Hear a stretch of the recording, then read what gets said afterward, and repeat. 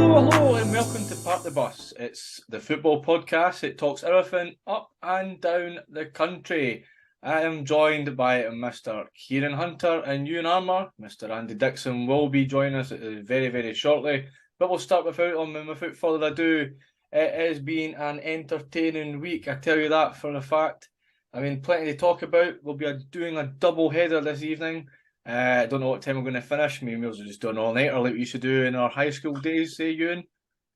Aye, not anymore for me. Too old for that. Too old, getting old, especially when you get told in a medical that you're overweight and you need to do something about it, aye? Never got to tell anything, no. Nah. To be fair, Comfortable with him, cuddly. That's what it is, cuddly. Oh, cuddly. Well, that's for So I blame Jordan and John at Darvel for giving me all the pies. Well, I it's not going. I don't need a medical to tell me that I'm overweight, but But yeah, it's been an eventful weekend and an eventful week so far. We're also on Wednesday afternoon, Wednesday night, and there's been plenty of stuff to talk about this evening.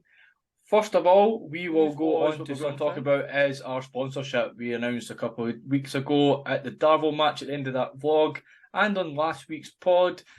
We are sponsored by Starna, a good partnership on the go here. Starna is an independent fashion brand from Scotland. We create high quality and stylish attire for on and off the terraces.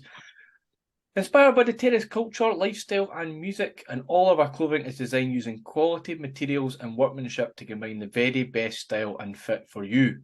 All this means you get is premium quality, fashion at affordable prices. While enjoying a simple and secure service, it is that simple. Visit their website at www.starnutapparel.co.uk and basically you can get 10% off with our unique promo code, PartTheBusPod, and it will be maybe down here or up there or at the side if you're watching on YouTube, depending where I decide to put it after this. Basically, it's been good, Things are looking up in the pod. Also, I've not spoke to you two in the pod for God knows how long. I've not even seen you also after the vlog either. we've had good pies, good clobber now. So 2 sponsorships in 2 clobber. years, superb.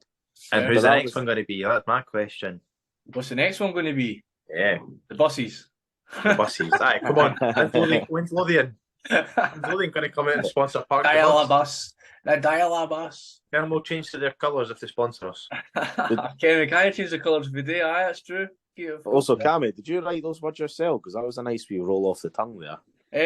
I've not. It's a I've got an email. It's a bit of both. It is the proper thing to say, but there's a couple of bits that you kind of just say yourself. So, no, it's been a pleasure. It's been a great wee surprise. We got the email. Also, Andy did say about Grumbo. He did also put us a wee word in for us, and we got the wee email through to say that it would be great to get a wee sponsor, a wee partnership on the go. And they just announced today. It's been great. They've got a lot of partnerships that actually just happened recently. Talk Livy's one of them. Ourselves. You got also TSF.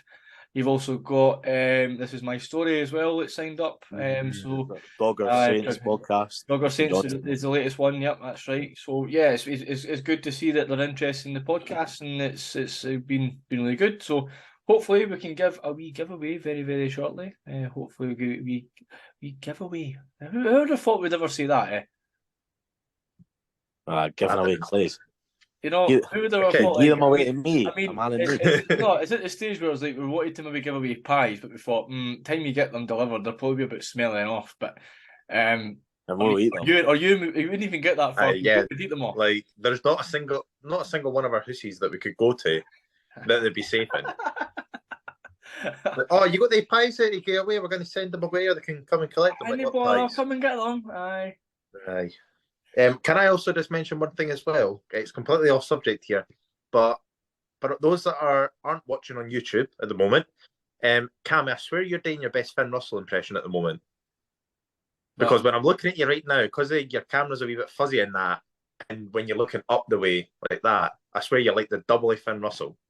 Can I actually tell you something, right? I was doing the special bus for the rugby a couple of weeks ago. Aye. And I had about 4 people come on the bus say the exact same thing. It's just the way of looking at that. It's like I thought, you know what? If I was like Russell, I would be fucking quite happy, to be honest. I wish I had his money. Yeah, that's the whole thing, innit? One of the richest rugby players going about, innit? So Yes. we'll wait till Andy comes back to discuss the League Cup a wee bit. But it is the final this weekend in the Viaplay Sports Cup. And basically, we'll talk about it when he comes along. We'll move on to a wee topic that came about. I mean, it's actually Kieran that kind of brought a light on it, and it was about Partick Thistle versus Inverness. It's quite a funny one, actually. Inverness, obviously, it's one of them places to go to. You didn't want it to be a Tuesday night or a Wednesday night, and you didn't want to have a replay in the cup. But Partick Thistle asked to get the kick-off moved to 2 o'clock. Inverness refused it, said, "No, we're not interested." And basically, the BBC, at the same day today, announced that it got picked for the Friday night football on the 24th of March. So it's now a 7:45 kick-off instead of a 3 p.m. kick-off, which could have been a 2 p.m. kick-off, but now it's a 7:45 on a Friday night. How much do you guys think Partick have paid the BBC to be like, yeah, go and just find a way to put this on the Friday night game? They're not playing ball, so. And it's crazy how it all happened within, what was it, the space of a day? It's been today. It's just been today. Just today, yeah. So Yeah, Partick came out saying, "Oh, Inverness won't move it." Statement came out, and then literally a couple hours later, it comes out, "Oh yes, this game here that we've just seen a statement for is now being picked for the telly." It's just so Scottish football. You can't make it up. The fact that the Jags fans are going wild on Twitter saying that they've got the bragging rights, even though they've now still having to travel up on a Friday night up to Inverness. How many of them are actually going to be able to make that travel? But for them, it's all about the bragging rights. It's been so funny seeing them on Twitter, just getting one over Cali. But it's Inverness came away with that their hospitality was full, and that's why they couldn't adjust the game by an hour. And it was the reason Partick actually wanted it was because it was to try and accommodate the fans so that they could watch the Scotland-Cyprus game, which kicks off later on that day on the Saturday. So for reasoning, yeah, you can see why it would benefit both those fans. But is it really like that much trouble to move it by an hour to suit hospitality? Just get them in earlier. The licence in Scotland starts at 10 o'clock. Do you know what I mean? I think as well, it's because they don't do hospitality every single game. No, they came out saying that they only do it every other game for only select few games. Yeah. Well, talk about the main man. Here he is. With his new cap. Right, Lewis Hamilton. Yep. George Russell, actually. On the Red Bulls. But Andy, we're just talking about the Partick Inverness incident for the telly. All right, okay. So, what's your thoughts on that? I think that Inverness were totally right to stand their ground. I think that Partick Thistle have been a wee bit salty about the whole thing. Wanting the game moved so that a few people can maybe watch the Scotland versus Cyprus game. I mean, it's Cyprus versus Scotland at 2 p.m. Like, it's not as if it's a massive game. There's already people that will have looked to book trains to Inverness for the Saturday. So, first of all, I think that they were being a bit salty when it moved, and I think that the SPFL probably could have gave a wee bit more notice as well. Been moving it. I mean, it's a month, but the train tickets, even now, will be pricey on Friday night. Yeah. So it's a shocking time for somebody to have to go to Inverness, and I totally agree with Inverness is that they shouldn't have to move it. The thing is, obviously now the television money will cover any lost hospitality, but I think Inverness were just Partick were being a bit salty, and that they were out of order by putting that on Facebook and Twitter today. I think what was funny as well is that also included in Inverness' statement, bar the hospitality, they also regarded to the fans who wanted to attend the Scotland-Cyprus game. I would love to know who's going to get from Inverness down to Hampden Park within that time. But I suppose if you're doing it Friday night into Saturday, it's in Cyprus, is it not? Is this one not at Hampden, is it not? I don't know. I think this one's in Cyprus. Is it Cyprus, is it? I thought it was at Hampden Park. Great research quality on part of the bus again, guys. Brilliant.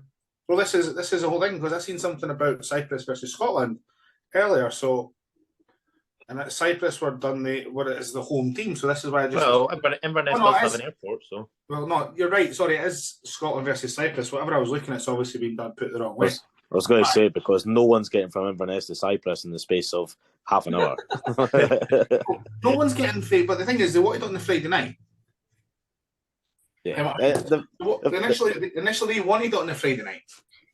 The thing is, as well, is that I think Inverness are obviously, for them, it's a bit of a kick in the stains, and I can see where Andy's coming from in regards to that, because this is a club that's already came out in the last couple of months and already announced that they are toiling for cash and they are choking to get back into the top flight this season purely for financial reasons. So they're relying on this. They're relying on hospitality packages, and now they've lost out on that quite, a few grand for the club. So like what you're saying, yeah, the telly could cover it. They've obviously still got the Scottish Cup game against Kelly as well in the quarter final, where they'll get money from that. So they might just get enough to see them at the end of the season. But I would say also that you're denying the fans there the day out as well. Again, we've all been to Inverness on days out, I think. Yeah. So good days out.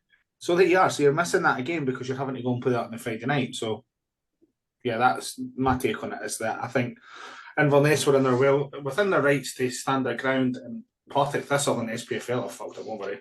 Aye, basically, innit? It's the same old story. It's like two clubs just kind of agree on the same thing, and they don't have to agree on it at the end of the day. So, let's see who wins that game. Inverness win it, they'll probably be laughing. But if Partick come out the winners in that one, they'll be quite happy as well. Inverness are in the mud, so... Yeah, that's true. Who gets the final laugh? Yeah, who gets the one eye. Let's move on to another one. Is Dundee United had an AGM meeting on the 21st. Main points on this, it's absolutely hilarious. It's a bit tin pot, but anyway, we'll go through a couple of the wee statements that got put out. Again, it's bad when a Livy fan's calling you tin pot. Yeah, it's brilliant. Yep. No plans to make changes to the manager or the sporting director. They find it hard to believe in all the years following Dundee United you have never been so disheartened as you are now, and have the confidence in the players and the manager. Fucking weird. The players they signed are good enough players. No supporters came in the summer to say they were not good enough. We're in a better position than they were 5 years ago. Obviously, they weren't in the top league for so long. The championship. Yeah. They weren't even top of the championship 5. They can't believe the doom and gloom around the club at the moment, even though they're toiling at the bottom end of the table. Can't believe it's not butter. It's all a bit. The thing is, I think it'd be great to actually attach this statement for everyone that genuinely wants to read it, because I can put it up. You look at it. But I'm getting the next one first. Wait, no, there's more to it than this. There's fucking brilliant, man. There's one there that he's going to read it because I've got it in front of me now. But there's one there that's pretty funny. It's not the end of the world if we get relegated, because we'll come straight back up. Yeah, like they did the last time. That's the best one. The model is to develop players, get them in the team, and sell them on. However, sometimes players have to be sold before they play a lot of games for the club for many different reasons. This could be because of agents, parents, and the club needing to balance the books.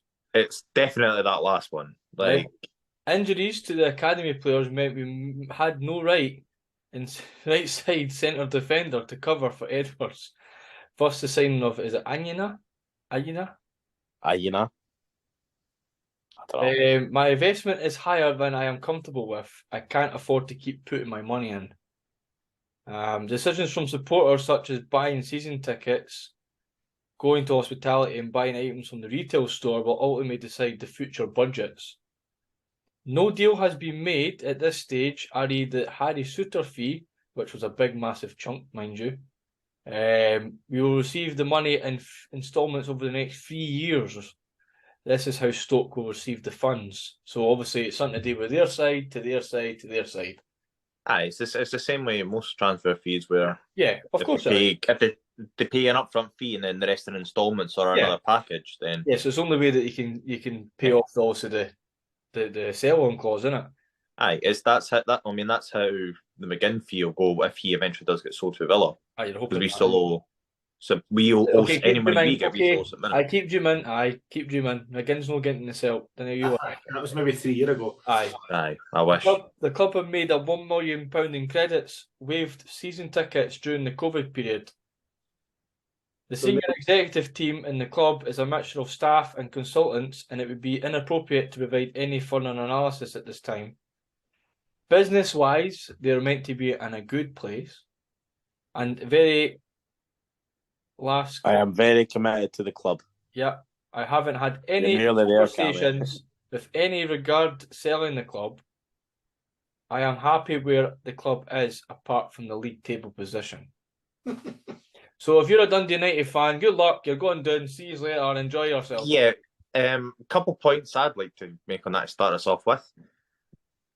First of all, how can he start off in saying that I'm happy with where the club is, bar the league table, but also saying I've invested too much money, you're not getting any more of my money, but put your money in, or your team's not going to get anywhere, which is fair enough. The fans need to put their money in, but it's not as if United have that bad of a backing, considering they're in a two-team city, and the clubs are right next to each other. Yeah. As a man who's pressed a panic button and shat the bed, really, he reiterates 2 or 3 times in that statement from the points that have been made from the AGM that the club's fine, it's okay, we're doing all right. They're talking about a club that's in a relegation battle. They spent 3 years in the Championship, and the reason that they got promoted in the 3rd season was because the league got stopped early during COVID. Remember, and they got promoted by 6-7 games left. Yeah, but I think it's just, you read through it, it's so patronising, eh? Like it reeks of a man who's like, I'm the boss, your days on tell. Aye, that's what I mean. Yeah, because he's statement about Tony Asgard as well. Well, this is the thing as well. Like, so there's like, this is my man. Yeah, is there a football man in there though? Like a proper football, like someone that actually understands football? And obviously, you've got sporting directors and everything else. Is that what Tony Asgard's job is? Yeah, so he's basically the director of football, sporting director. Right.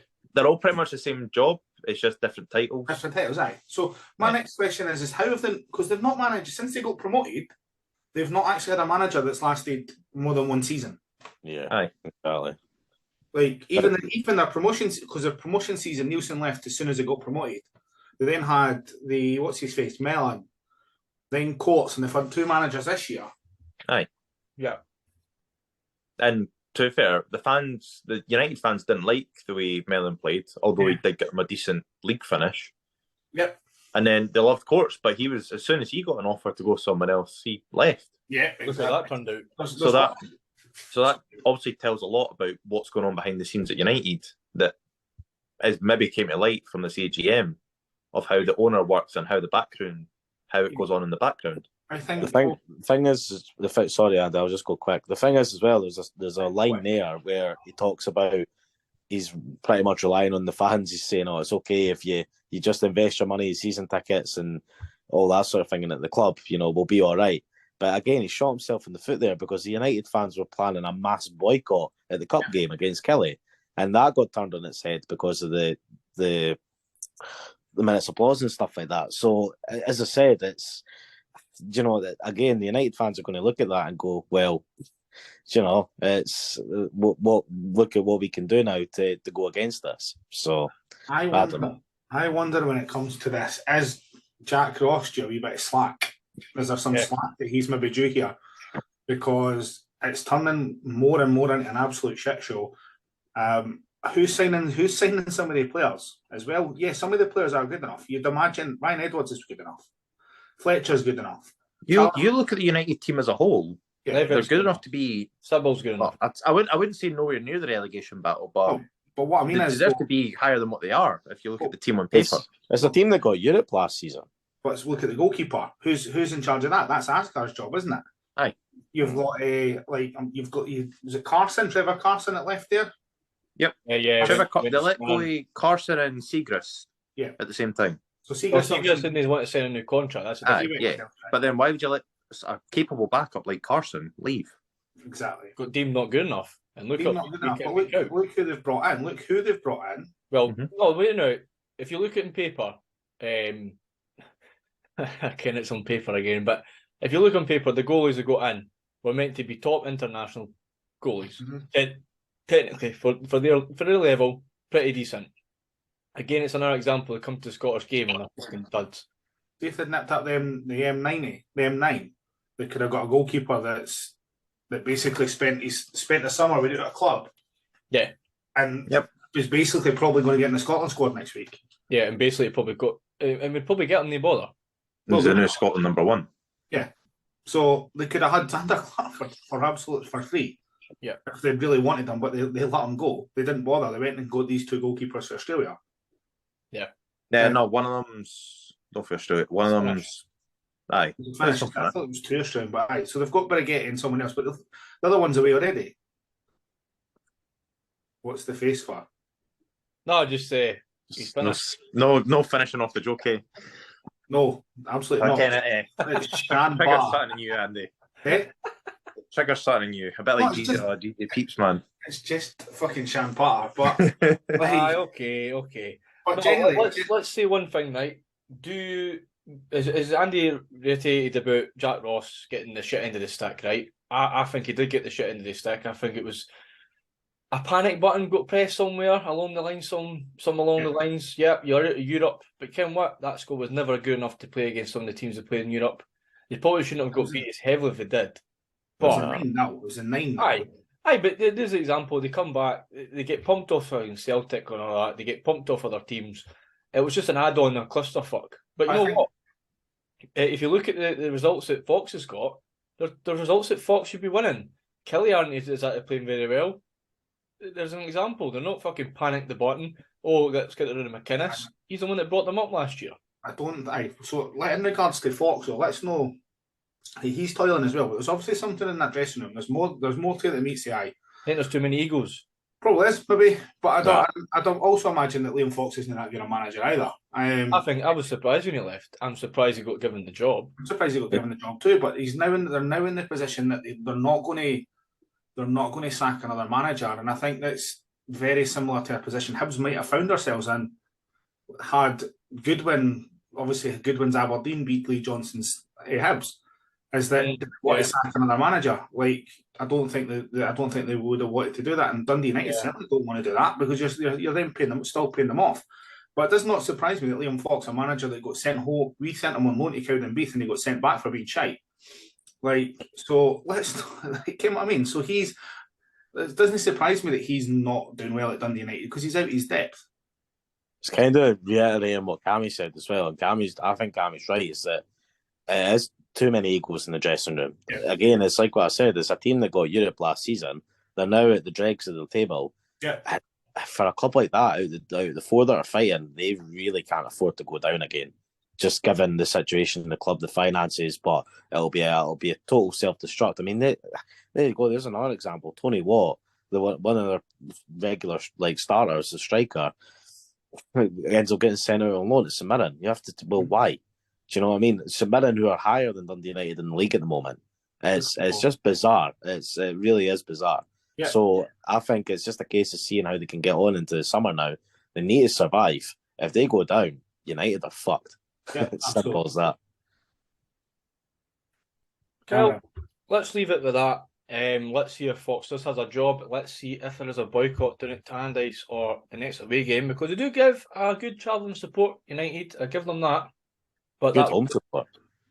Well, as I was going to go on to as well, it is a good home support as well at the same time. So let's see what happens. Let's give them time. Let's see if they act on this, if the fans' voices do actually matter to the club. But we'll move on to another topic, another struggling club in this Premiership, and that is Motherwell have appointed a new boss ahead of Aberdeen and ahead of, obviously, Partick Thistle, if I may stand corrected on that one. And it is Stuart Kettlewell. He takes over after a very successful period as interim manager down at Fir Park. He's had some cracking results, one against the, lo and behold, third place team, the Jambos. And Mr. Dixon, are you surprised at this appointment? Because I'm not. I'm not, but I think that Motherwell should be probably looking at what they've done previously. I mean, should we be appointing these temporary managers permanently after what happened the last time? They got a wee bit of a bounce off Stevie Hamill being appointed, and then it went to shit. Okay, they've beat Hearts. Hearts were terrible, but still managed a good one against the third place Hearts and a very good St Mirren side. So they've won their last 2 games, but is it going to turn to shit now? Now that he's now got the job to them. I know he's got the job. But that's what happened the last time, was that once once Hamill got the job permanently, he just went to shit. So I think there's better managers out there. I think, going back to the subject we've just covered, I think that there's teams probably maybe too scared to touch Jack Ross. I think so too. I think it's a case that he's burnt a lot of bridges and contacts that we maybe say would be number one for the jobs. I still think he's at the Partick's radar. Like I really do. I think that's his level at the moment, based on where his stock is after the way that this season panned out. Yeah, I think he deserves to have a chance kind of renaissance, back to being a semi-decent, big enough team. Oh, it's a massive club, Ewan. Not quite as big as Hibs, I would say, but they're kind of in between. I don't think that's you no one can challenge that fact. Fucking hell. What you ain't as big than Hibs? It's just your comparisons, man. Like fuck, it always has to include Hibs or something in it. No, but that's Hibs are bigger than Dundee United. Yeah, I know, but it's all about the job it entails. I mean, everyone knows that Dundee United were always going to have a hard go, and Hibs weren't exactly in Europe, were they, at the start of the season? Yeah, but Hibs have got better expectations, and I've got bigger expectations. Johnson, they didn't push the panic button and got rid of him, did they? They could have. I think you can agree with me on that. I'm surprised they didn't. I think they would have if another couple of results didn't go their way. He's a club legend, though, so he's always had credit at the bank. I think that the thing with Stuart Kettlewell, though, is that it's a chance for him to turn his managerial career around. He's been given another pop at it. He's not had a manager's job in 3 years since he was sacked for Ross County. He had a reasonably good, decent enough time up in Dingwall. Obviously went a wee bit torrid towards the end, but yeah, he started off successfully well as interim manager. He's got a chance to turn it around, as we said, and I think he's in a pretty cushy position because, like all four of the clubs, we're lucky that we're all equally as shite. So it's, as I say, it's just about grinding out results. The Hearts result's a massive result, whatever way you look at it, and given their home form, it could be a huge turning point for them. But I think fair play to the guy. Was fucking terrible, so it's not that. Yeah, I think fair play to the guy for taking the job, and plus, and now in his first game as immediate manager in Motherwell is going to be against Kilmarnock. So again, massive start. Fair enough. I mean, let's just see how it goes. Andy's got a good point. It's 2 games as interim boss. It's now he's the man. It's his team. He's the one that's going to have to get this team flying high to at least push for an up. Well, probably say the top 6. Sorry, the bottom 6, but the top of the bottom 6. Try and stay there. Because you don't really want to be sitting in 10th place, sitting on almost the same points as 11th and 12th. It could about 2-3 results, and that's you back down the bottom again. So if they can keep building on this, 2 results, that's same flying. He just needs to get another couple of wins, and they need to build on that, and then that'll take them into the split. And I think they should be all right. I think Motherwell fans were a bit surprised he got given an interim, but he has been a part of the club for a wee while now behind the scenes. Obviously, as part of the I think it's a setup, isn't it? Something to do with the youth or something? No, he's a manager now. No, he was before. You're a funny fucker, aren't you? Yeah? I can tell we are part of the bus, the wind-up merchants, talking everything Scottish football. From up and down the country. Yes. But no, that's what I'm saying. He's understood what the club means. He's understood it is a big club. It's a big, massive divide in the fan base for many years. They do a lot of stuff behind the scenes. Obviously, they're going to lose their chief executive, Alan Burrows, to Aberdeen. So there's big changes in this. Yeah? He's away. I know. No, but that's what I'm saying. He's went from this time where he's been at the club. It's probably him that's appointed him, to now he's now the manager and he's not there anymore. So there's big changes happening all over the pitch at Motherwell, behind the scenes, on the pitch, in the crowd. So it's just about bringing it all together and moving on from an era that's been very, very long and a very successful time as well under Burrows and that. I mean, Dempster was there as well previously alongside him, and it's been good to see. But again, everything has to come to an end. And I mean, Gordon Strachan's been linked with the Aberdeen job. Let's see if that gets confirmed and we can have a wee laugh and a giggle. So it's time to go on to the League Cup. Also, we were waiting for Andy at the start of the podcast, as I said, and basically it is the 2 big daddies of Scottish football. It's Rangers versus Celtic at Hampden Park. What do you think of this one, guys? I mean, let's talk about the press conference first. Have you ever seen the Old Firm beforehand when it was called that, or the Glasgow Derby when two managers of such big clubs were side by side in a viable never seen press it. conference? I've never seen it ever. I've never seen Never it. mind. Livingston versus fucking Kilmarnock. Aye. It's bizarre. It's like they went, let's get some tension. Let's make it like a boxer's press conference, but instead of getting a big table with everything else, we're going to find the fucking smallest table and we're going to put them right next to each other. I mean, it looks so fucking awkward. It looks like, and Postecoglou's taking his son-in-law that he doesn't really like out for a wee while. He's just sitting there like, I fucking hate him. A stepdad or something, eh? Aye, it's fucking so awkward, and obviously because the two of them have been in each other in the press, and obviously Chris Sutton doesn't help. No, doesn't it? But like, there's better like other Old Firm managers that they could have over the years that would have been far. But imagine that Ali McCoist and Neil Lennon sitting there. They wouldn't be able to sit. Aye, but after all the fucking shit that happened on the pitch day, imagine that. Imagine post-match. Imagine post-match. And after all that, imagine post-match. They'd be different. I think they'd be fine, eh? Because a lot of it is, especially when it comes to some of the former players, is they came what's all about. But with Postecoglou and Beale, it's like obviously they're managers. They're both trying to appease the fans. Just with everything that Beale said, everything that obviously Postecoglou's come out with back and forward, and it's just like. I think it's different, and the media for them it's a wet dream because they're getting both of them there at the same time. They're it's a first for us anyway. I've never heard of it before. No, I mean, but I think it's not got that far yet. I reckon it's like it restricts them to what they can say. Do you know what I mean? Like they can't really, they can't have the pops at each other like what they usually do. Do you know what I mean? So it's a bit boring. Shite bags. They do it in boxing all the time. Might see it, but imagine that. Dana White standing in between the two of them trying to break up fucking Beale and Postecoglou. Unbelievable. That just get Jim Trainer back. Gonna be sorted. Nah, it's very weird. It's to be fair, this is your part and parcel Scottish Cup final. Well, Scottish final anyway.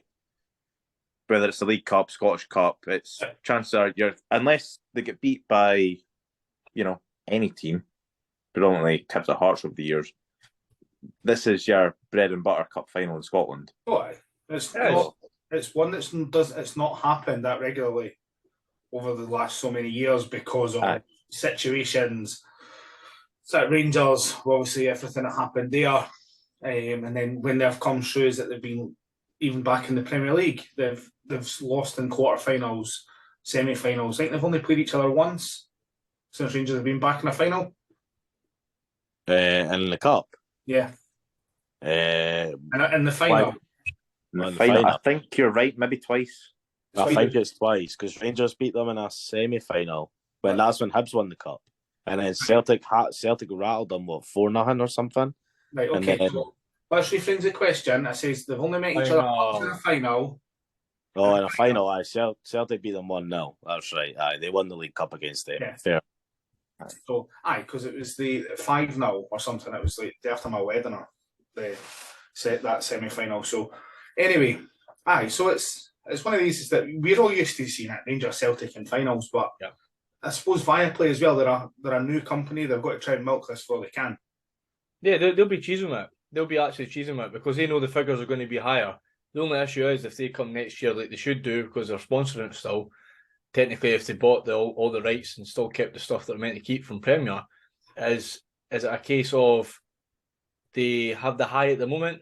Next year could be fucking Livy versus Ross County. Livy versus exactly. But how high is it going to be? So you're going to get Rangers fans, Celtic fans, but a lot of the casual viewers, for what that's up against on Sunday, isn't going to be. It's not going to be massive compared to what's especially in Scotland. Yeah, because the way the rugby's going on at the moment.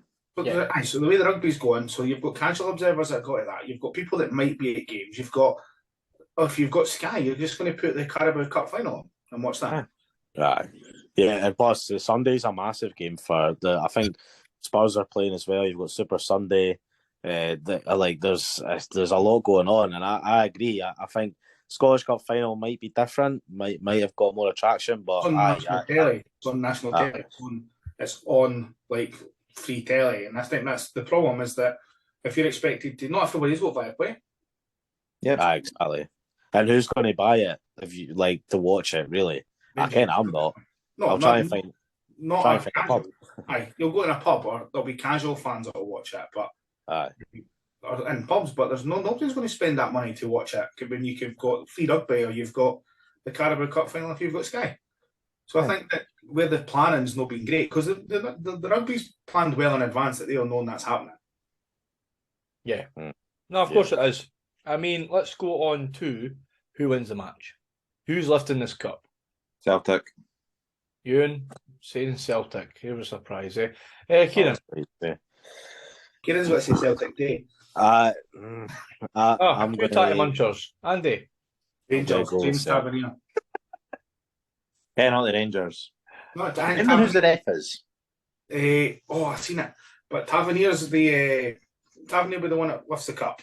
Well, you know, here a wee thing that they're going to have to start doing for Tavernier, right? Because you tell every season he scores maybe 14 goals a season, 8 of them are penalties and 4 of them are free kicks.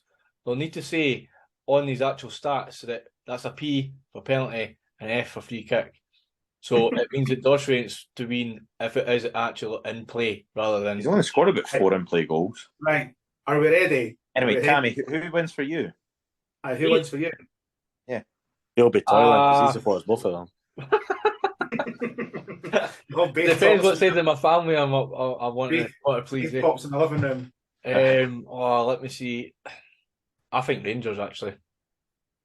I think I've said it for ages, and I think it's very important for Rangers to win it. Again, Almond Vale, Tony Macaroni, whatever the fuck you want to call it, they had the banners out. It was 2 trophies in 11 years.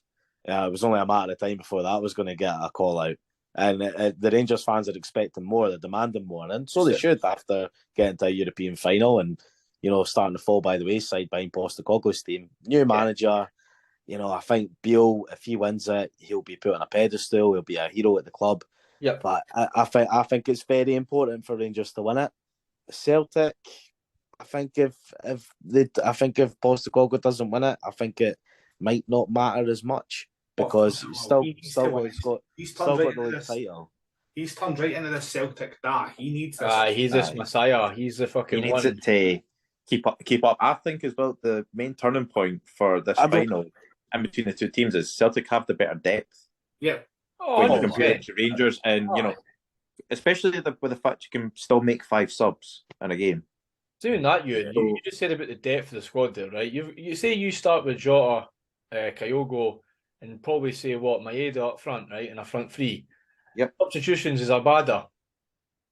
You know, he's 20 years old and he's one of the best wingers. Who's the other boy? The new guy. Haksabanovic. Well, there's another one, and who's the guy? Who's the other? Is it South Korean boy they signed? It's Ho, isn't it? Aye. Oh, the squad. There's squad depth. That's your front 3. Yeah. Imagine doing that and halfway through a game and saying, right, fuck it, we're 1-0 down, both. I think even Celtic fans would tell you as well that they've started to kind of quieten down a wee bit. They've not been the same sort of beast that we've known. But the thing is, I mean, they're still on a 23-game unbeaten run, and that kind of speaks volumes. I think going into the final, Celtic are certainly going to be the more fierce, and I think it just depends how Rangers handle the pressure. As I said, of course, Celtic are going to want to win it because they're going to want to beat Rangers in a cup final. But I don't feel like it's going to be as much of a loss for Postecoglou and Celtic as it would be for Beale and Rangers. Because, as I said, Postecoglou, he knows he's going to win the league title. It would be catastrophic if he was to lose now. And, of course, there's still the Scottish Cup as well. So, but I just think it's help me and Rangers if they lose this final. Who do I think is going to win it, though? I think Celtic are still going to win it.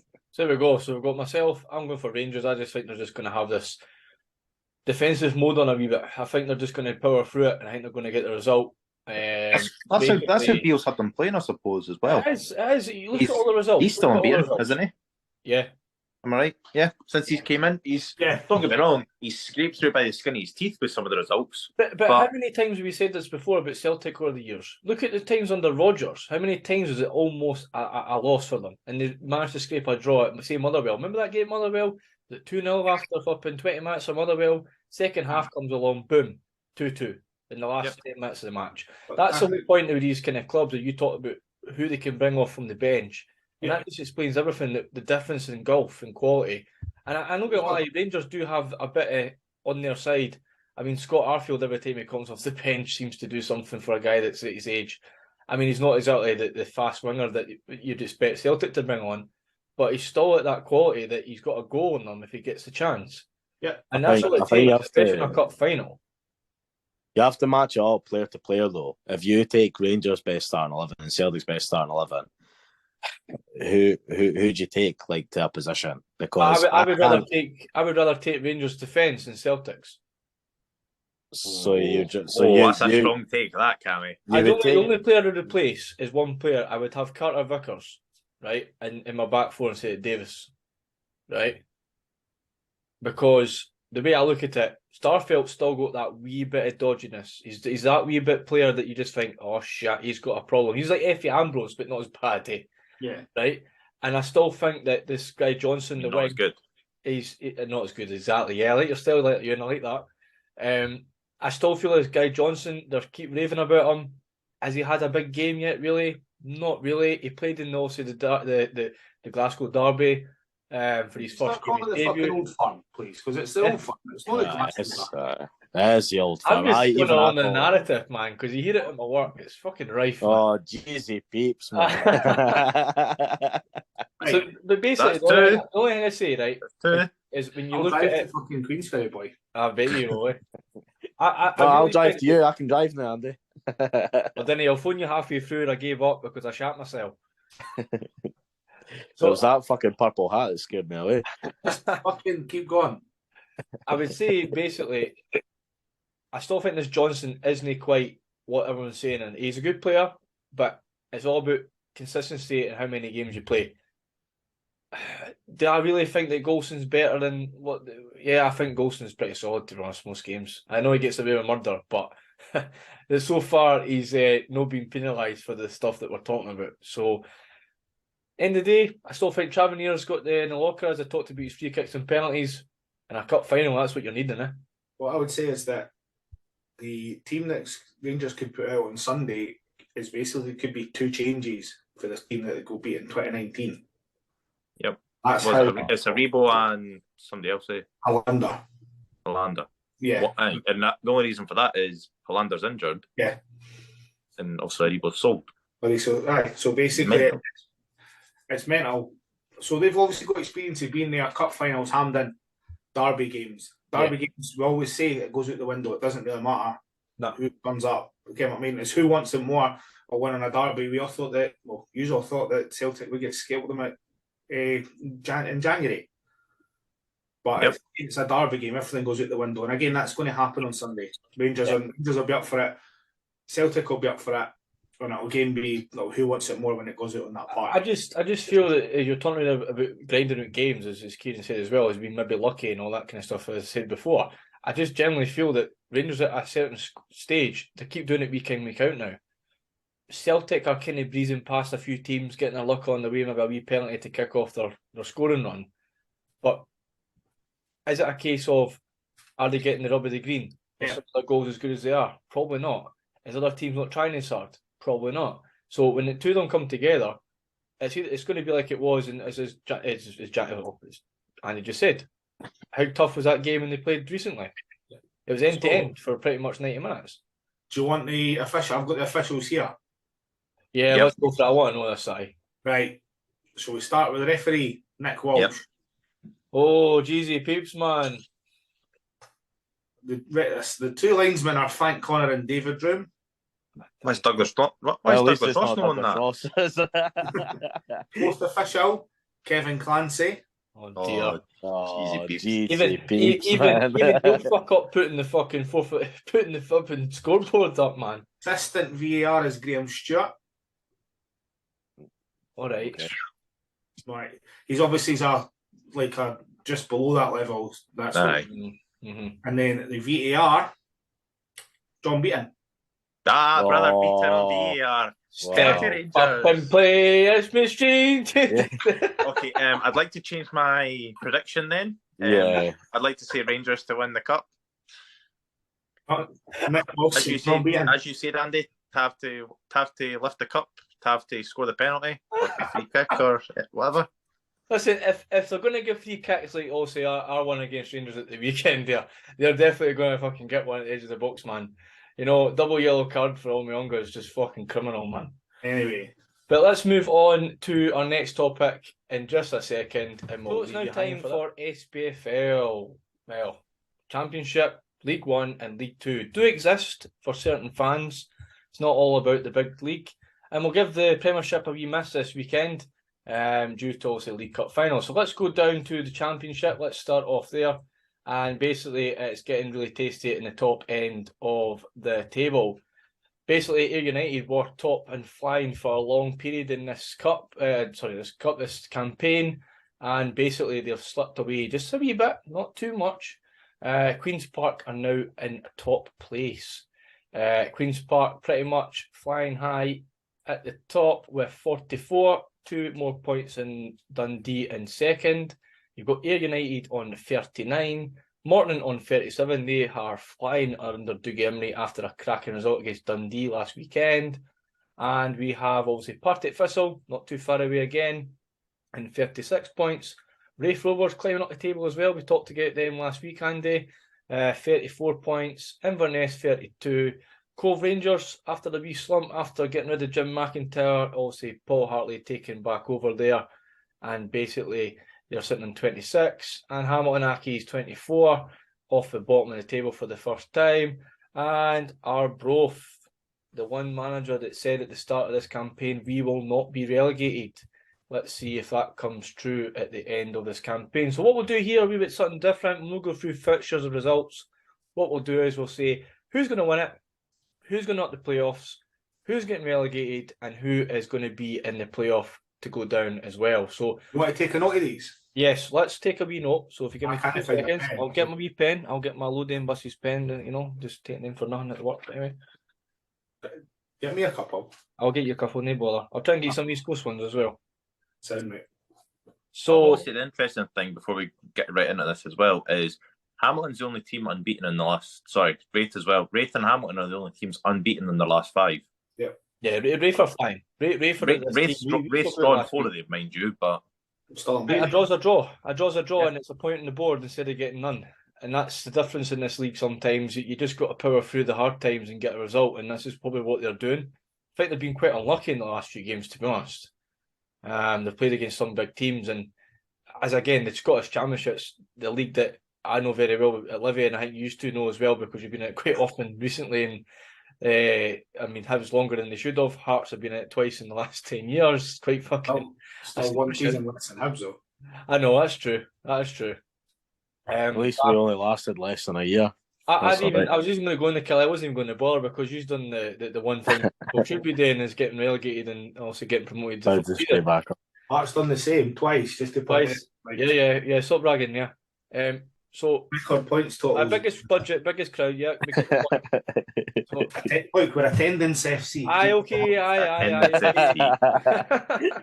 Attendance FC of Midlothian. What's going to be the next thing you're going to be doing? What's the next thing again? We're going to put the corners in as well and fucking get season tickets. I heard it all before. Right. We'll see you back in the Championship when you get your stand built. That's fine. No bother. But basically, I definitely think that the Championship is one of the only leagues ever, and League One this season as well, is everyone's capable of beating each other. There's not one team in this league that will not turn around and maybe get a shock result against, say, Arbroath beat Dundee not long ago. Yeah. At Dundee, And Ayr United as well at the start. Yeah, convincingly. And Ayr United at the start of the season were flying, beating everybody. Left, right and centre, didn't matter where they were going, home and away. And it always takes that, just a couple of results, couple of draws. Queen's Park just sat about 5th and 4th all season, and boom, look at them, top of the league. So, yeah, let's go for it. Ewan, you can start us off. Who is getting promoted in this Championship campaign? Dundee's pull kind of bringing it back with you, but I think Queen's Park will have just enough to see themselves over the line. You go on Queen's Park. So Queen's Yeah. Park number 1, yeah? Yep.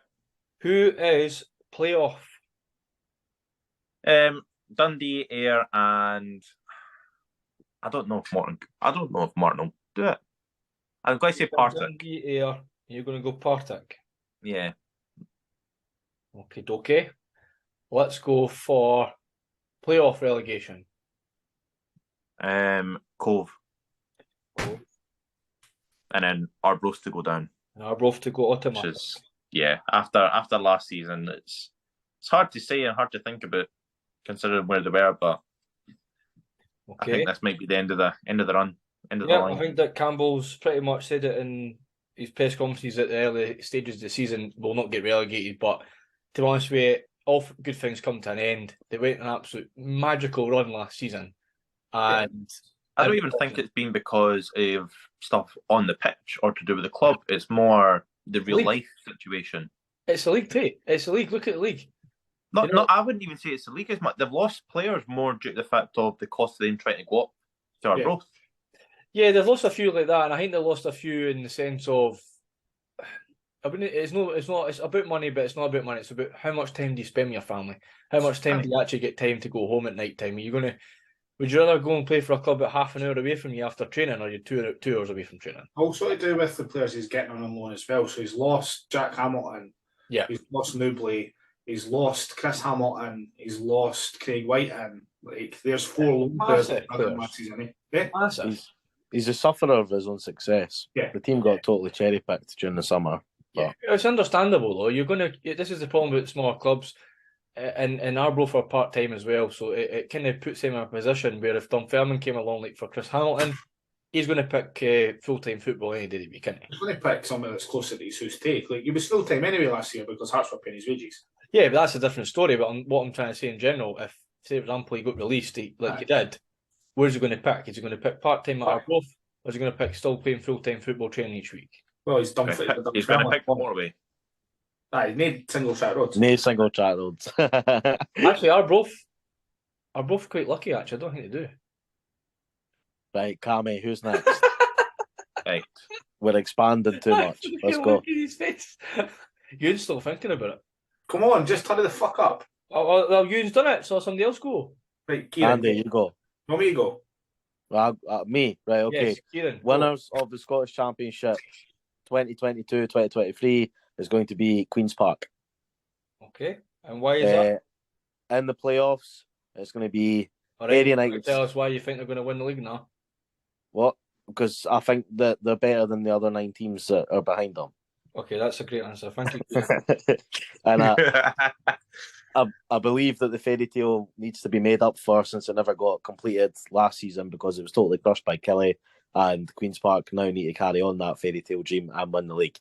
I think Dundee are bottle merchants and they won't catch them, and Ayr always seem to fuck it towards the end, like what they're doing at the moment. You would say that, eh? Okay, playoffs. I only speak facts. I think it'll be Dundee second.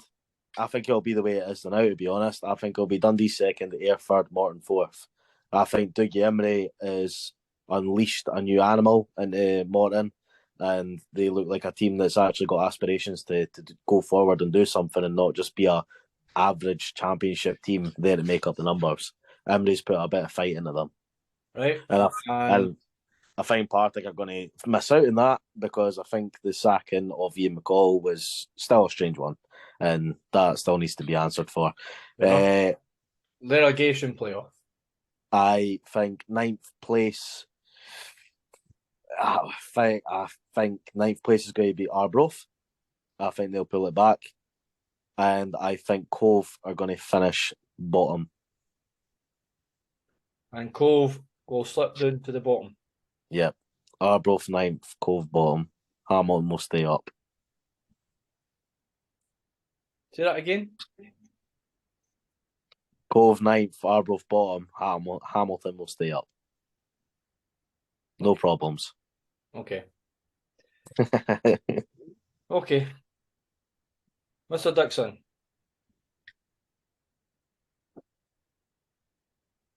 You're on mute, Mr. Dixon. Right. Thank you. That's better. Right. Dundee will be champions of the championship. Dundee. Okay. So we're I not going think- to have a Dundee derby next season, is that what you're trying to tell me? Yes, basically. I think my little point will be is if Queen's Park come up, everyone's thinking that Mental Blank's an embarrassment. Wait till the Lesser Hampden gets to the Premier League. Anyway, so They'll have to upgrade it the time we get up, man. okay. Fucking, What do you call it? Stage 3? Aye, well, let's fucking go to stage 6, man. aye, exactly. Fucking shambles. Anyway, my playoffs were going to will be Greenock Morton, Morton. Queen's Park, and Partick In, Thistle. in this order, like. No, I'm just picking 3. All right, I thought you were going to do the order, but anyway, because remember, it does matter how when Right, you okay. remember. Right, okay, I'll give that. Queen's Park in second, Mm-hmm. Morton in third, All right, and Partick Thistle in fourth. Partick, and you think that Ayr United are also going to drop out? Yes, Why do you say that? So. I think that yes, McCall has left Partick, but they were on a bit of a shitty run Chris Doolan? overall. Doolan? You get new manager bounce. At the end of the day, they might appoint somebody who brings in and does well. Big Emery's got Morton playing well. I think that out of them all, I think that United will be the team that misses out. They'll finish 6th. Yep. And relegation playoff? Relegation playoff will be Arbroath. Okay. That's what I thought Kieran said originally. Did you not say that He originally? did. He did say that originally. He did? Then you swapped it round. Aye. Did that? He did. Oh, Aye. right. Yeah. That's why I looked a little confused. I went, what? Oh well. Oh, I Yeah. must have got myself mixed He's up. just Never covering mind. all the bases. That's Well, what wait now, it is. you've got a chance. Are you wanting Cove to go down, or are you wanting Arbroath to go in the playoffs? I don't want Cove to go down, but I think they will. I think Cove will finish 10th. Arbroath will Right, so finish you 9th. think it is that way about, right? I thought that. Aye. Right, okay, perfect. Thank you very much for clearing it up. Right, Mr. Dixon, who is going down? Unfortunately, it'll be Paul Hartley and Cove Rangers. Okay. Do you think Cove Rangers? I'll go into mine in a minute, but do you think this is the case of Cove Rangers finding a limit that's going to struggle after in the future because of the way they are? I think that they've probably struggled a little bit, the same as Arbroath. Yeah, Well, part-time in the Highlands. Yeah. Well, they're in the Highlands, but up north. I think they've been lucky. Well, they may as well be. Well, Ross County and Inverness can fucking attract better players. That's because they've got a motorway straight up to them. To me, speak To be fair, Cove, I wouldn't do that. Cove's in Aberdeen, to be fair. So That's a fucking shithole to get to. I would probably say the best thing about Cove was because when they were coming up, they had a lot of players from Aberdeen either getting to an age where they couldn't obviously play at that high level and getting paid a decent amount of money at Cove and staying part-time on that job. And I think it's at the stage where everything comes to an end, players are getting older, and they're looking for the future now. They need to try and invest in younger players to try and play for them, they're also in the same. Them and Arbroath are technically in the same same like pool of players. They're looking for the same. Yeah, whether you're going to travel from further up to come down, or you're going to travel from obviously Edinburgh way. Depends where it is. Aye. So yes, right, Cameron. Who's going to win the championship? Right, championship for me, I'm actually going to go for Queen's Park. I think the fairy tale's going to happen. I think they're going to do a fucking great night, and I think they're going to go bust, and I think they're going to go down. But anyway. You were never picking Dundee to win the title anyway, Cam. What the fuck? Right, playoffs. Let's go for, I think Dundee will bottle it, and they'll finish in the bottom place of the playoffs. So I think it'll be Ayr, and then I think it'll be Morton, and I think it'll be Dundee. So I think Dundee will have to play the most amount of games, along with the other team along with them. So I think if they do win it, they'll play the most amount of games. Which no team has actually done yet, I don't think they have. I need to search that No, I up. don't think so. I think when they go up, I don't think any team that's finished 4th in the playoffs has ever went up. No. There has Are only you, been. are you trying to draw Wait, us in? Did you know that? No, we finished 2nd. Did you? Yeah, Aye, Dave. Aye. yeah, we finished You- 2nd that season. No, well, it's not as if you never ran something close, but you were the closest team that season. I think if 2 or 3 results went the way that year, I think we would have been closer than it was. Who's beat- Aye. You just beat what? United and Partick, eh? We beat United and Partick, aye. Uh, Great memories. Anyway, let's go for relegation playoff. Pick a team. Did I do it? Hamilton. And to go down, Interesting. I'm going to go for Cove. Cool. I Our think bros to make the great escape. Arbroath will do it. Done. I generally think they're going to do it. So that'll be us. If everyone's going to do that, I will do a wee table at the side of this wee conversation we've had here about the championship.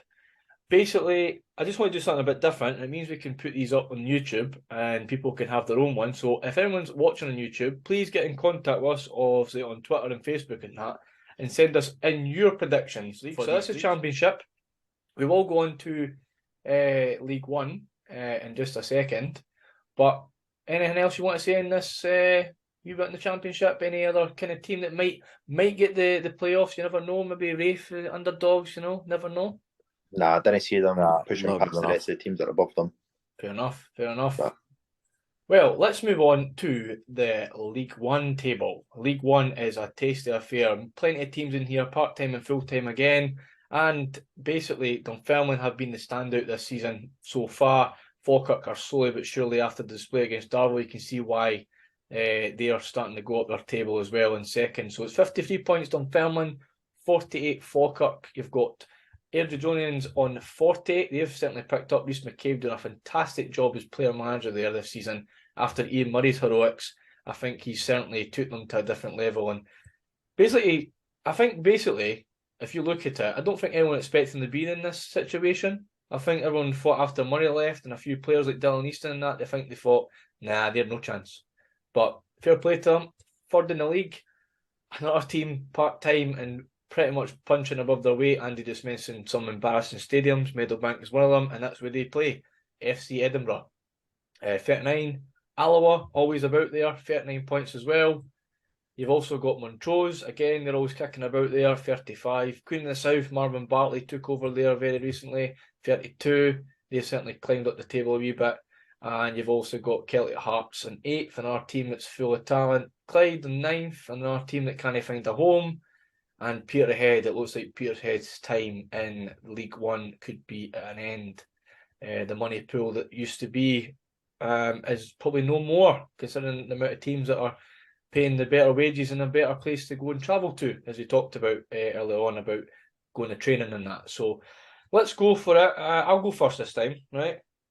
So I'm going to go for Dunfermline to win it. And I think they're going to win it quite comfortably, to be honest. There is a game coming up, which is a tasty one. It is obviously the Dunfermline Cup, and it is midweek, so I'm thinking about going to try and get to that, because I think Also it'll be not a a tasty fucking one. derby. Whatever, Andy. Rivalry. So Dunfermline to win. I think it will be Falkirk. I think it will be Airdrie. And I think it will be Edinburgh as well. I think it'll just be how the table is now. And I think it will be in that order. I'll quickly just echo you, Cammy. It saves me talking through it. I think finish off the rest of the table, no? Well, eh? Can I finish the rest of the table? I thought you just said that the way the table is, that's the way it's going to be. So do you know what I mean? For the top four, I said. All right. Will you tell me that Celtic Hearts are going to get relegated then? Well, maybe they are. Maybe I want them to get relegated.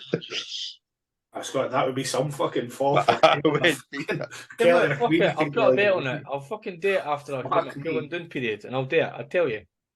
Right, I think it'll be. I think it'll be Clyde and Peterhead at the bottom, mate. Like that, aye? Yeah. So the exact same where the table is. Kieran, would you like to do the same as me? I'm the exact same as you. Right, so I'll put Kieran and Cammy. You would like to do the same as well. Just fuck off. That's what I asked him for. Right, Andy, what are we going for? I think Falkirk will be champions. Of course you had to say they'd be champions. What's the R there? I knew you were going to fucking say that. Right, Falkirk are the champions of League One, right? Okay. Falkirk will win the league with a point at the end of the season. Right, okay, right. What else? Dunfermline are second, Airdrie are third, and Alloa are fourth. The arse is going to fall completely out of Edinburgh. So you think Airdrie and you think Alloa. Alloa. Which is really embarrassing because they were my tip at the start of the season to get relegated. Alloa. Alloa. Alloa. Right. Who is going playoffs and relegated? So- Shot caller. Let's say Montrose, shall we? Montrose are somehow are going to lose 20 odd points. I mean, I'm pretty sure that's how you picked my pre-season predictions anyway, Andy, for going down. So That's exactly how I picked. like, who do you think's going to finish top of the league? You think they'll be relegated? Right. So what we're going for. But what way is it going to be? How much is the point difference here? It's Three. 3 points, man. It's technically 4 points because that goal difference is fucking scary. Clyde 9, Peterhead 10. Right. Right. Ewan. Okay, so Dunfermline to win. Falkirk second, Airdrie third, and like Andy, Alloa fourth because, like he says, FC Edinburgh. I mean, not even in future. At the moment, their rush has collapsed a bit. They've not. Okay, when it collapsed, they've lost 4 of their last 5 games. Can it collapsed? When the Rose beat them. Oh, we fucking go. Peterhead have a better record in the past 5 games of FC. They actually have the worst form over the past 5 games compared to the rest of the league. Yeah, I think. And Clyde in 9th and Peterhead in 10th. You think it's going to be how it is? Yeah, because the only difference, Alloa overtaking FC Edinburgh. I think the form every other team, Alloa is doing not too bad. Yeah. I think the rest of the table was took out to tall. Kelly Hearts get a couple of wins. Montrose lose a couple. It's just a big switcheroo in the middle of the pack. Aye. Well, let's go on to League 2 in just a second once I get the table up. Anything else you want to add in this league? I think it's probably the tightest League 1 that we've ever seen for a long time. It's good to see a bit of competition between the big two in that league, between Falkirk and the Pars. Is it I still just can't believe the massive gap between the bottom two and the rest of the league, though. Oh. That's probably the biggest gap that I've seen, apart from maybe the top 2 in the Premiership. Yeah. I think as well. On you go, Kieran. I think Falkirk and Dunfermline are both going to come up this season as well. Yeah, they'll both. Whoever finishes second, they'll beat the team that finishes 9th in the championship. You know what though? See if they do, I think it'd be good for the league as well. It'd be good. Oh, it'd be brilliant for the league. They might not even have to play the team in 9th. Aye, because it's they go into a knockout tournament, don't they? Aye. Yeah. So it might be that Falkirk play Alloa and then they play Airdrie. And at least for Andy, he'll get another 4 derbies next year in the Scottish Championship. Home and away, Andy. Look at that twice. Look at that. What? 4 derbies. What are you talking about? The Falkirk derby. Falkirk Fife derby. Oh, that's because they think they're funny because they've not got a derby. They're feeling like it. Falkirk Council v Fife Council. Yeah. Dunfermline will have a derby when they go up though, because Wraith are there, so that's. That's a massive game as well, by the way. That's massive. Yeah. Let's go on for League 2. Let's go for it. Dunbar, who would have thought it? Sitting high and flying at the top of the league on 47 points. Stirling Albion, the main man, Greg Spence, signed from East of Scotland League side. Andy, who is it? Inverkeith and Hillfield Swiss. There we go. I'm not saying that. Fuck that. So you've got also Stirling Albion on 44 points. You've got Annan Athletic, which we tipped to go down. And Christ, what a fucking return that is, by the way. 3rd place in the playoffs. I'll have you know, me and Andy didn't. So thank you very much. I didn't either. But at the start of the season, we all said it when they were flying high in the Premier Sports Cup. We all said, oh, watch Annan, they'll be all right. And they'll be bottom the league for fucking 3/4 of the season. So, they started their shit. Anyway, keep going. 3rd place, 34 points. East Fife, 33 and 4th. Stennismuir, another team that's kind of struggled a wee bit, but 5th place, 32. Forfar, what a return they've done as well, sitting 6th and 32. Now they're playoff hopefuls. You've got Elgin City in 7th, Stranraer on 29, Albion Rovers on 27. What a win they had last night, beating Elgin 3-0. And Bonnyrigg Rose, the obviously lower league team, got promoted last year. 23 points. Who's going first for this one? Kieran, you go first for this one. I think Stirling Albion are going to bounce back and they're going to be champions. I think they're going to surprise a few people. So I think Stirling Albion? Yep, I think Stirling Albion are going to do it. They're going to win the league. they've also got a game in hand as well, and they've got the better goal difference too. I think Dumbarton were obviously flying at the start of the season, but their bottles sort of caught up with them a wee bit. But I think Stirling Albion, I think it's their time to come back and win it. Fair enough. Who are we going second? Second place, Dumbarton. I think they'll fall just shy. I think they'll also come up as well. Who are they playing? Who are they playing against in the playoffs? It'll be Peterhead. Well, it's not going to be Kelly Hearts or Montrose or that. It'll more than likely in be League Two, Peterhead. Kieran. That's League Two, you fucking idiot. In League No. Two. No, I thought you said who they're going to be playing in the Oh, playoffs. who else is going to... Well, they have to fucking play third, man. It's a knockout one, so it all goes into a hat. Oh, I know that, but it doesn't matter. just I pick misheard third you. and fourth. Anyway, right, sharp. So I think, Stirling first, Dumbarton second. I think Annan third, and Stenhousemuir fourth. Stenny. Okay. Aye. So who is doing the bottom? Because there is only one that goes down technically, and don't even go down automatically. So who's going in the playoff? I don't know what to talk about because I really don't want them to go down. I do. I think Bonnyrigg Rose will probably finish 10th. Oh, okay. And unfortunately, I think they will probably go down. Right. I find that whoever they come up against in the Lowland or Highland League will probably relegate them. I disagree. I disagree. Come on to that, Andy. We'll wait to the end for that because I've got the same idea as what Andy's going to say in this. So we'll leave it to our predictions. So that's a Dixon. You can go next. Right. I also think Stirling Albion are going to win the league. Yep. I think Dumbarton will finish second. Yep. I think Forth Athletic will finish third. Wow. Fucking hell. Okay, right. Keep going.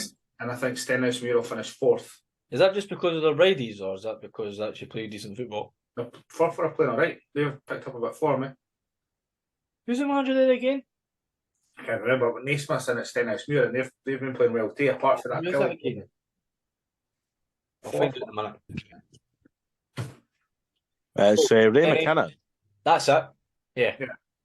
It just shows you've got two experienced managers now in this league, Stenny and Olsey. Fucking even Forfars looked doom and gloom, didn't they? Really? Let's be honest. Big snake in the grass, McKinnon. Yeah. Well, who's going down, Andy? Oh, Kevin Kyle. interesting shout. Wow, fair enough.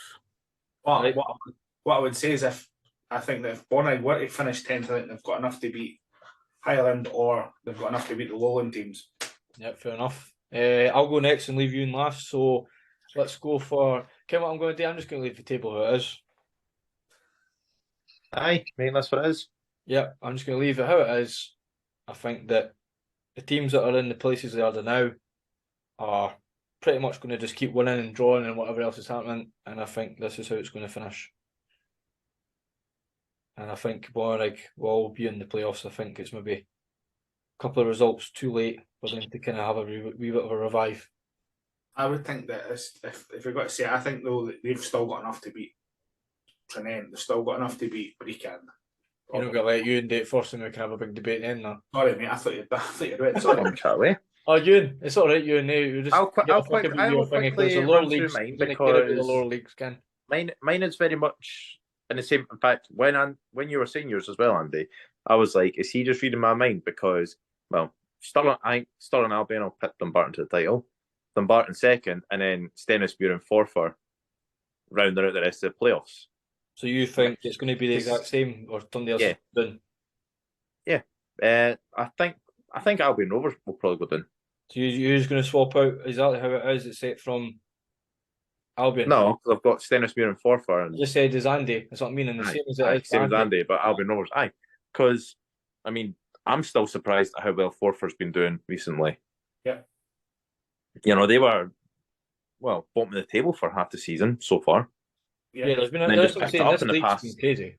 Yeah, which is good because I had them picked out for the title.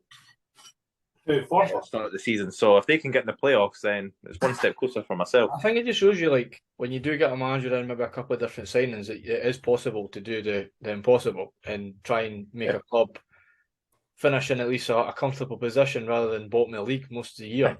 Well, I mean, if you have a Shows you. manager as well that's experienced at a higher level, coaching Well- guys part-time, he's going to improve them. Well, what did McKinnon do at the beginning? He managed a smaller team and got the chance to go somewhere bigger. I think he got shafted at fucking Queen's Park, to be honest. I think the way they done it was just a weird time. You know, yeah, they got Owen Coyle in, but Owen Coyle doesn't exactly have. He's got good players. They've lost Simon Murray, right? But Aye. we're going back to League Two. It's the same kind of thing. These kind of lower league teams are in the bottom half. Dumbarton have always had this decent enough squad. They reached the championship for fucking many years, remember? Stirling Albion's always been a team that's been not really hitting the heights they should for the size of them. Annan's always kicking about there. And Forfar's probably been one of the teams that's probably been in the championship or close to the championship in recent years. On the old Division 1, where I can remember, they've just never quite hit the heights. And it's all about what team around about them's doing well. Brecon got relegated. Arbroath's down the road fucking showing you how it's done.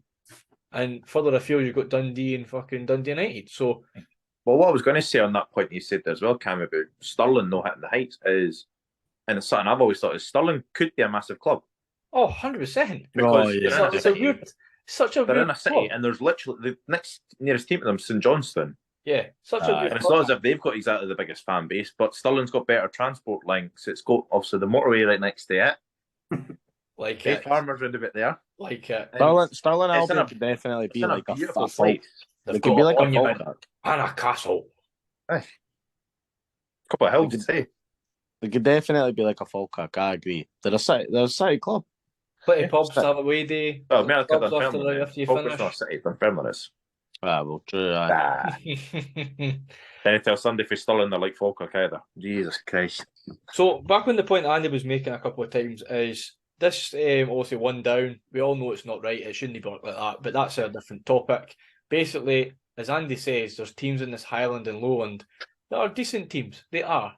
But are they good enough to go up against a team that's probably doing not as good as they should in League Two? It's all about the game at the end of the day. The team that obviously goes in the playoff has to play each other home and away. Yeah. By the time they get there, they've got to play home and away again against this team in 10th. Is it a disadvantage? Yes, it probably is. Is it a case of can we expect a miracle? But again, this is the first team that's might come down that's already been promoted from this system, which we don't want to see. We've all said that. We don't want to see that happen. And the team that goes straight up comes straight back down, which people always said would happen. And this could be the first time it's happened. I think it's just a case of teams have upped their game. I mean, you've seen it like Steny, obviously. They pulled out Craig Bryson. I mean, obviously Bryson's took early retirement now, but we spoke about this at the start of the season where clubs were kind of looking at these teams coming up and thinking, oh shit, we need to start upping our game a wee bit. I think you've seen massive improvements at Dumbarton. Obviously, Stirling are up for it as well.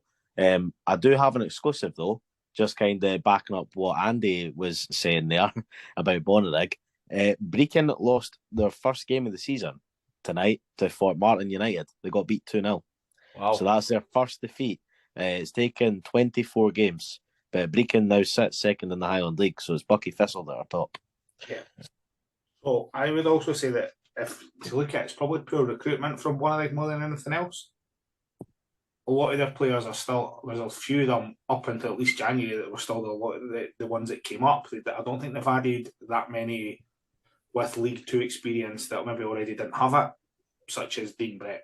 There's another couple in there as well. So I think that's probably just been a wee bit poor recruitment from Bonnyrigg, but I think they've still got too much. They'll still have too much because they were a good side. They were a good Lowland League side when they came up.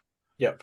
They're probably a better Lowland League side now if they were to finish in that playoff. I don't think they will. I think they'll get out, but I think if it comes to it, they'll beat whoever they get in the playoff because they'll beat Trinent or Spartans. Basically, Or University Stirling, you never know. Aye, well, that's it. So there's your three: Trinent, Spartans, or University Stirling. Yeah, and those three teams they've all had Ricks this season as well. So yeah, aye, we'll see how it goes. But that's my opinion on Bonnyrigg. I think they could have done better recruitment wise. There's rumours are they still might bring a couple of loan players in. And I heard another rumour as well that they actually want to come down. So let's see how true that is. I think that I don't necessarily believe that. Well, there's a lot of rumours behind the scenes that they didn't realise how much is involved in being a League Two side. I wouldn't imagine so. But anyway. A lot goes on behind the scenes, you never Of course know. it does. I fucking know that. Trent said the same thing. Look at them, done the opposite. Yeah, so basically, because it's a League Cup final, this weekend, Rangers versus Celtic, we're going to take it back to what we used to do. I've got the two teams here. We're going to go through the teams, not the last time they played, because I read out half the Rangers team, but the time before, where we go to guess the lineups. Just basically a case of no many lives. You'll get a point for every one that you get right. Once you all miss a turn with a wrong answer, we'll finish the game. I'll go through the answers. And it's from Rangers versus Celtic, the League Cup final of 2009. Christ almighty. Wow. Now, there'll be players that you'll know more. Well, a lot of these players, a couple of them are even still playing. I can imagine. So, 2009, yeah. 2009, Rangers versus Celtic. Is it League Cup final? What was League that? Cup final? No, that's Yes. fine. You can go first, Ewan. Okay. One player, eh? Fucking hell. This is going to get tight at the end of this, man. Hold on. Oh, that's just blank. Give me the two teams again. What was the game? Celtic Celtic versus Rangers, you fanny. 2009. 2009. Okay, Arthur Boric. Yeah. Mate, honestly, I just had the absolute biggest mind. Anyone that's watching this as well, I don't know how you've never noticed. Mate, my face was just like. I seen you, but I was like, oh, is in pure concentration here, or is he? Aye, yeah, you've had a viewing moment then, eh? Yeah, a viewing moment. Right, who's next, Andy? Cameron. Barry Ferguson. Correct. Kieran. Al McGregor. Correct.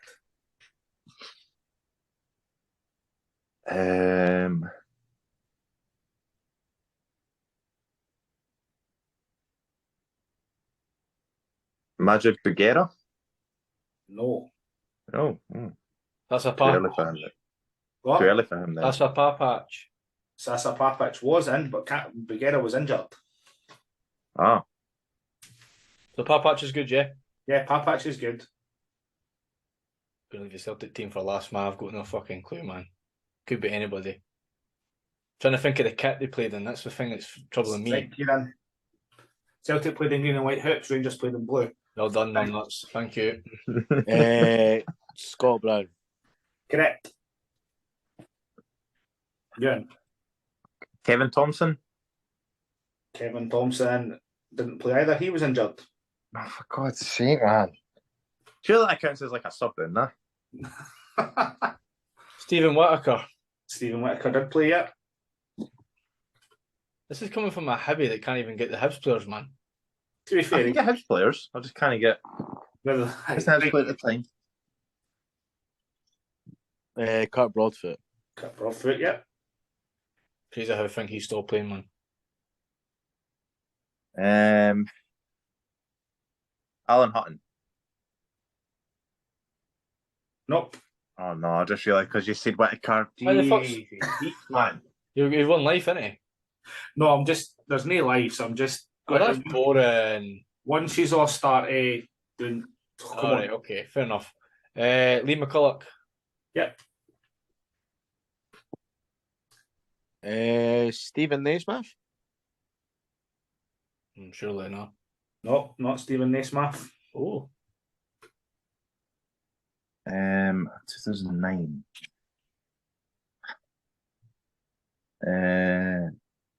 Gary Caldwell. Gary Caldwell, yeah. Oh God. Angora Hesselink. Nope. Oh, yes, he was on the bench, sorry. My mistake. What's happening here? Nakamura. Yes. I was going to say him, but maybe thought it was too late.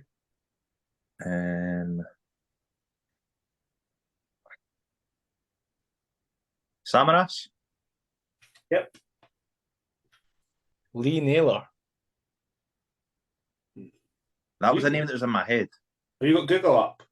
No. I can tell because he's not there. Does he know, actually? Does he know? Nah, oh well. He's like one of the cult players I always remember about Yeah, Celtic. He was good, man. I liked him, man. Kieran. Left back. Stephen Davis. Steve Davis, yeah. Stab in the dark because I can't remember if he was still playing at this point. But I remember he was playing 2 years prior to it. Davy Weir. Oh, I was going to say Davy Weir. Really is, no? Davy Weir was playing, yeah. Oh, shit. Must have been about 43 at that point. So you've got 3 for the Rangers starting 11 to get, 2009. plus the whole Rangers bench. Sean Maloney. Nope. So you've got 1, 2, 3, 4, 5, 6, 7. 7 starters for Celtic to get, plus 3 Celtic bench. Who was that? That Kieran? It's Kieran Turney. If it's not Stephen Naismith, the only other 2 strikers I can think of for Rangers at that time, I'll go with, it has to be my boy Kyle Lafferty. Yep. I actually thought you were going to go for the other one that could have been your boy. I'll go for Kieran's stepdad, Chris Boyd. Yep. Yeah, I thought that. I'm going to go for Celtic here. Is it Kenny Miller? Kenny Miller played for Rangers that day, but yep. I did there, fine. I'll take it. Fuck it. Because is it not a couple of seasons in between that, is there not? What? He'd already made his move and back again. Aye, that's what I'm saying. This is what I was thinking. Aye. Already been and done. Aye. Yeah. Scott McDonald. Yep. Oh, that's a good shout, Kieran. Go yourself, son. They don't need to have played then as long as they're on the bench. I was on the bench, aye. That's fine. Oh, didn't it? The best backup Rangers had, Neil Alexander. Yep. Years and years. Carlos Cuellar. Nope. Gosh. Who was the backup keeper at Celtic again? Was he not I Polish? also now remember. I also now know the backup goalie for Celtic as well. Was it as well? was Zaluska? No, is that who you got? You're not. No, he was years after that. Yeah. You Andy's favourite Hibs player, Mark Brown. It was Mark Yeah, Brown. I thought it was. Oh, I can't even believe he was at Celtic, man, then. It's scary, isn't it? He's meant to be good in youth, but he's a absolute horrendous goalie. I think it's too early for this, but is it Eddie McGeady? Eddie It's too McGeady, late yeah. for this. Oh, is it? Fuck Yep. Darren O'Day. Yep. It's a shout, aye. Scored the first goal of the game. He's actually class, man, back then. How many do we have left now, Andy? Yeah, let's go through it.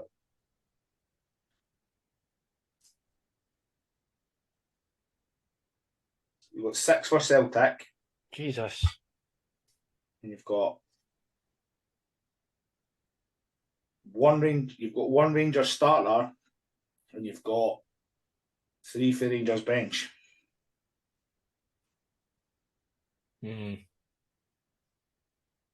Oh, Whose turn is it? Kieran? No, it's Ewan. no. Sure. me. Is it? No, it's Kieran. No, I just It's Kieran. No, that's Aye. Ewan McGeady. Yeah. Vladimir Weiss. Nope. It wasn't Vladimir Weiss. Nope. Oh, I remember singing this. Paul Hartley. It was Paul Hartley, yeah. Oh, Vladimir Stephen Romanov. Presley. Nope. Shit. I thought they were at the same time. They were, but Presley had been bombed by that point for being a sneaky wee cunt. I was it. Kieran. I'm at a lost cause here now. Like, It's toiling now, isn't it? has I'll take Bagheera's this game, man. has Bagheera been said? Yeah, I said that right at the I'll start. give you another shot. I don't know. Papach has been said. Fuck, I don't know.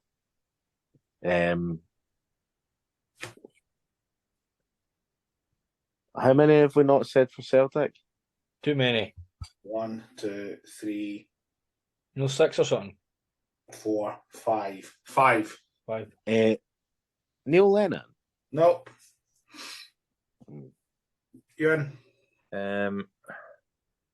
My favourite type of Mexican dish, nacho, novo. Oh, Correct.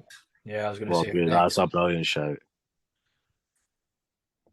Celtic.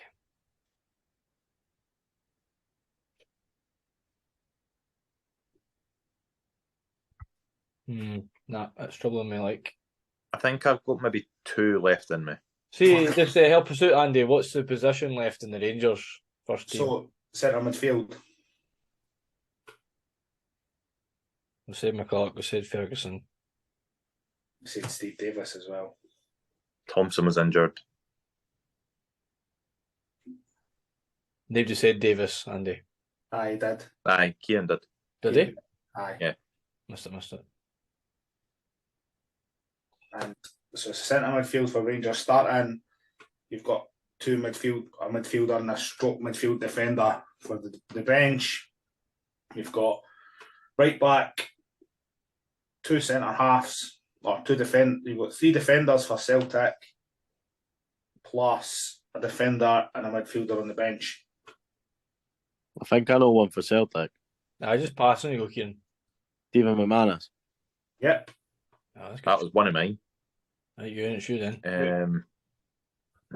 One of the other ones I've had was Edu. Maurice Edu. Yep. Well, good shout. That's he started day Yeah, he's on the bench. on the bench. There was another defender for Celtic Oh. in 2009. Cammy, you go. He wasn't there. Because he just said it. He just said it wasn't a striker for fucking thingy. Who? Shit. For Rangers. Who was? Oh fuck! He was. Oh no! He was foreign. Come on. Cameron, you giving up? I just The guy- passed. I was there. He was a right back. Oh shit! And Andrew Hinkle. Well done, Kieran. Fucking hell. Aye. That name was on the tip of my tongue there. So. Who have we got left?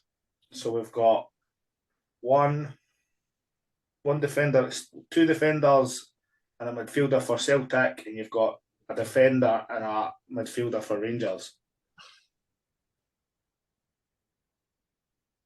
I'm trying to think of the Scotland team for back then as well, because both teams That's what I was trying had to a do. lot of Scottish players in them. What? I'm trying to think of the kits they played in because like that kind of gives away the kind Even of. like Did he play with Rangers at that point? Right. It was Carlin, Cammy. Daly? I know. Whose turn is it? Doesn't Okay, matter. mine now. Stuff It's my deep, turn uh, now. We're working as a team because it does we're not matter doing because technically Ewan and Kieran have got 10 points each. I mean, if I go, 7. I'm going to say Christian Daly. Yes. Wow, I can't believe Oh. you still counting a ball, man. Fuck off. So you've got 1 Rangers and you've got 2 Celtic. Is any of them still Oh playing? my god! I know one. Is any of them still playing? No. No. Right, Kieran, it's you anyway, because it's Glenn. you. Glenn Luvins. Well done. How can you know that? He's a fucking honest to God, Kieran. You fucking frustrate the life out of me sometimes. Like Google. How? this is stuff like How can I be on Google? I'm on my phone. I've seen you tapping a tick. Is it still alive? Is it Glenn Leuven? Aye. Stuart's fucking showing him fucking his target. Yeah. You got projector in fucking front of your eyes. You're projecting it in front of you. Right. Ewan. Right. Give us a clue to the nationality of one of them. 1 Scottish and 1 isn't. That's helpful. You know, giving us the one for the one that isn't. Nope. This is the bench day, isn't it? No, the Rangers. This is a starter for Rangers. All right. It's for Celtic. Oh. Scottish. Right, Ewan. Yeah. Your turn. I know. Give me 2 seconds. I'm just trying to rack my head around It's about- 11 all. Well, it's 11 all. Just whoever's got the answer first, then just let them do it. Right, basically you can either from this one. It's basically the next right answer wins. Just shout out your name. By the way, What country is he for? Scotland or not for Scotland? No helpful. Right. We might need more clues in that. They just keep saying clues until one of us says a name. For either. Right. Used to play for Portsmouth and Tottenham. Is this the Rangers or the This is Scottish or the Rangers. non-Scottish? This is a non-Scottish. Used to play for Tottenham. Used to play for Portsmouth. Used to play for Porto. Ewan. Yes, Ewan. Pedro Mendes. It was Pedro Yeah. Mendes. Well done. So we have a winner. What a player, by the way. How Oh. can we not remember him then? To be fair, I seen there was somebody done like a all-time Scottish XI thing on TikTok, but using like the flag generator. Yeah. And he picked with Portugal. He picked Jota because I think he was trying to do like the past couple of years. Yeah. And then you had all the Rangers fans in the comments going, "Oh, why no Pedro Mendes? Why no Marvin Andrews over?" Although he picked Lafferty for no Lafferty, Latape for Trinidad and Tobago, and folk are like, "Why no Marvin Andrews?" It's like, well, Latape was a fantastic prodigal player. Marvin Andrews wasn't a good player, but No. They both played for Rangers, so it's weird. Aye. Anyway, so we have a winner. Well done, Ewan. Well done, you. Well done, Mark. And the last player for Celtic, by the way, was Mark Wilson. Oh, wow. Mind him. He's good. He always felt like a Yeah, Neil Lennon all that. player though, like a Oh, couple yeah. years after. If you got to a draw, the tiebreaker was who's the referee. So well done, boys. What? Who is the Craig referee? Thompson? No, it was Dougie McDonald. And Dougie McDonald. Well, I never got that. Remember, you when you were growing up, we didn't care about the referee. No. No, I knew it Craig Thompson. That was it. That was cock. Anyway, Well, thank you very much for listening. We have been part of the bus, obviously, and yeah, it's been an absolute pleasure again. Something a bit different this week. All four of us are on for a change as well, which makes a change. Anything else you want to add, lads? It's been pretty hectic, isn't it? yeah, absolutely. It's been a long one. So again, Hopefully- we are sponsored by Starner. Starner is an independent fashion brand from Scotland.